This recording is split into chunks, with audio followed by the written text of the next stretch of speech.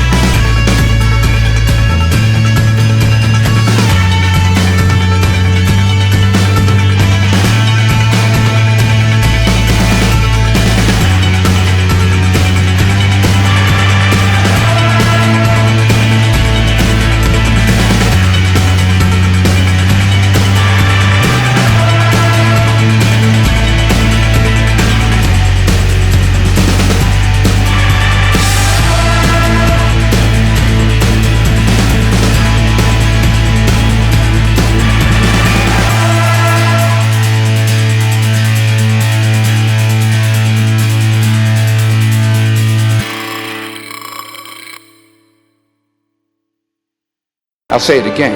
If you don't fail, you're not even trying. To get something you never had, you have to do something you never did.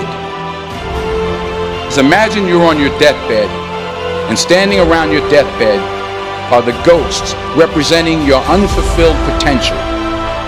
The ghost of the ideas you never acted on. The ghost of the talents you didn't use. And they're standing around your bed, angry, disappointed, and upset. They say, we came to you because you could have brought us to life, they say. And now we have to go to the grave together. So I ask you today, how many ghosts are going to be around your bed when your time comes?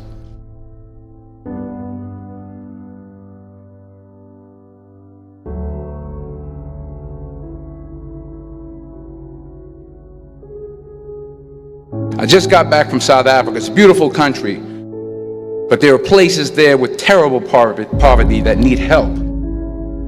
And Africa is just the tip of the iceberg. The Middle East needs your help. Japan needs your help. Alabama needs your help. Tennessee needs your help. Louisiana needs your help. Philadelphia needs your help. The world needs a lot, and we need it from you. We really do. We need it from you young people. I mean, I'm not speaking for the rest of us up here, but I know I'm getting a little grayer. We need it from you, the young people, because remember this. You got to get out there. You got to give it everything you got, whether it's your time, your talent, your prayers, or your treasures. What are you going to do with what you have? I'm not talking about how much you have. Some of you are business majors, some of you are theologians, nurses, sociologists, some of you have money, some of you have patience, some of you have kindness, some of you have love, some of you have the gift of long suffering. Whatever it is, whatever your gift is, what are you going to do with what you have? All right, now here's my last point about failure. Sometimes it's the best way to figure out where you're going. Your life will never be a straight path. I began at Fordham University as a pre-med student. I took a course called cardiac morphogenesis. I couldn't read it, I couldn't say it, I sure couldn't pass it. So then I decided to go into pre-law, then journalism.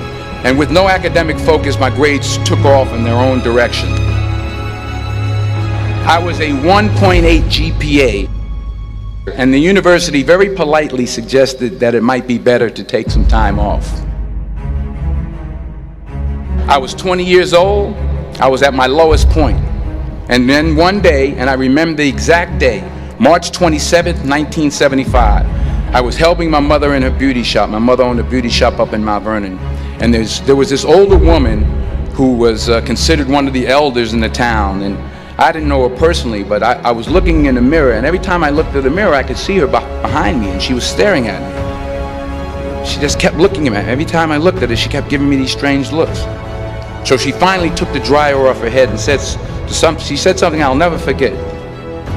She said, "Young boy, I have a prophecy, a spiritual prophecy." She said, "You are going to travel the world and speak to millions of people." And in the years that followed, just as that woman prophesied, I have traveled the world and I have spoken to millions of people through my movies.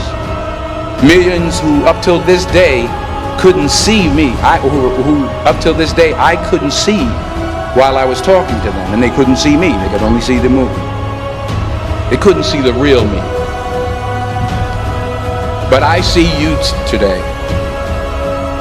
and I'm encouraged by what I see. And I'm strengthened by what I see. Because taking risk is not just about going for a job. It's also about knowing what you know and what you don't know. It's about being open to people and to ideas.